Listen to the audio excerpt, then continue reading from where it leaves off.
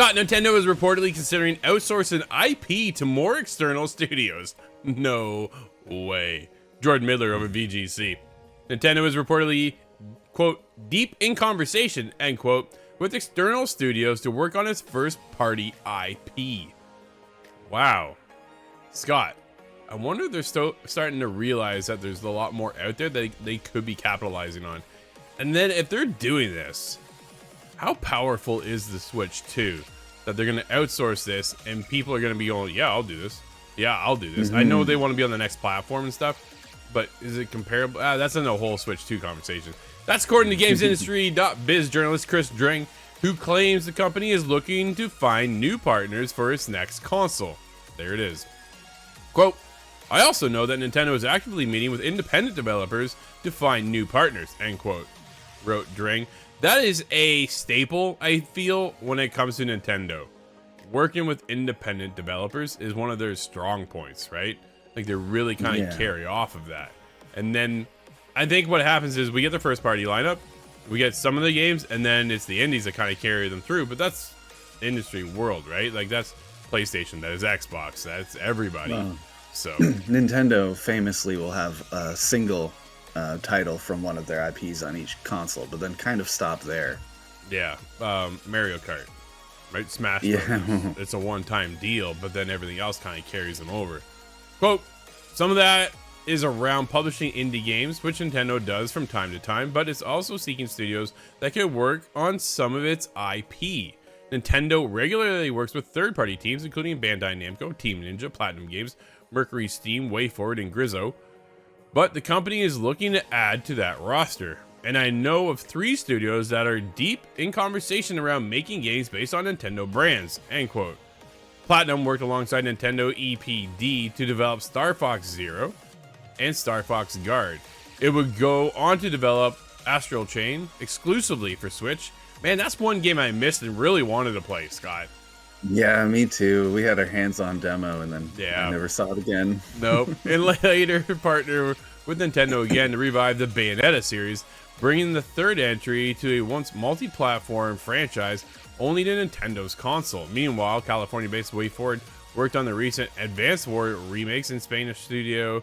Mercury Steam has developed recent Metroid games. Scott, this is an interesting take to think that they're going to go further than their own first-party studios to develop first-party games. Hopes? Yeah, it is. Dreams? It is rare that Nintendo will trust any other companies with their IPs, but we're starting to see that relax now. The idea that we're going to get a Zelda movie featuring a live-action Link, there's certain trust that they're certainly putting out on display here. Absolutely. They've always kept their games so close to their chest, right? And rightfully so. Man, you don't just send Mario out to anybody, right? Like yeah, that's somebody you got to keep an eye on and make sure you're well established that relationship. So what IP Zelda can we be getting, though, Scott? Is my question. Zelda on CDI was an awful mistake, and I hope that never happens again. But I'm wondering if this will be a resurgence of some of the older, more dormant IPs. F-Zero is one that comes to mind. Right? Because the creator's always talking about, no, it's not coming. So. Yeah, they said long time ago now, they stated, well, there's not a new leap in technology for us to justify a game. I thought, that's silly. Have you not seen the Joy-Cons? Come on. Yeah, no, there's definitely a ton of opportunity. But then this goes into building the library, too, for Switch 2. I think that's the other strong point, right? Is they want to have a strong launch. Do they have the studios and to back them? They can launch big names at launch for the Switch 2. Dude, regardless, it's gonna sell, but it's gonna sell even more when you have that big desirable game that you're looking for. A Mario, right? A Zelda game. I'm kind of missing Donkey Kong lately. Like, where are those Kong games? Like, Tropical Freeze is long gone. So where's the next? That came out a decade ago, I think. Yeah, exactly, right? And then Mario Kart, we've got just expansion after expansion after expansion, which is great. It's the biggest it's ever been. And then we had Smash Brothers. But where else do we go from here?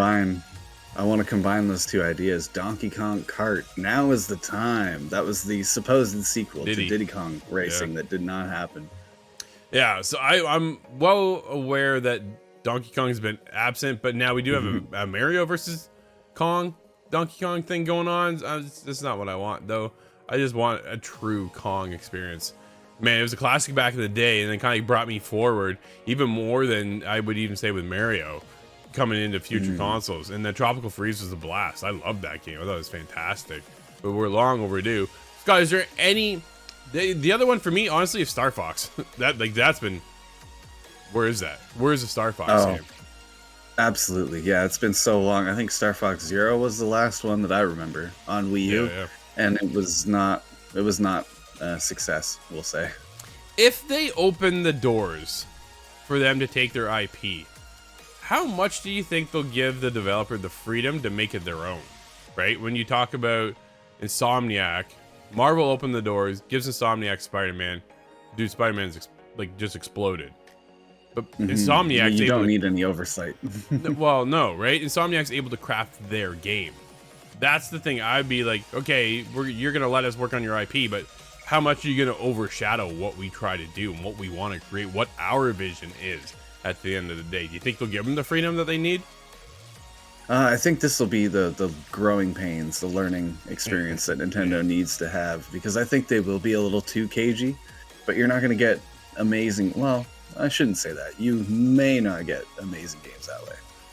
I wonder what the online infrastructure looks like when it comes to the Switch 2, and how many of these IPs become a games of service model.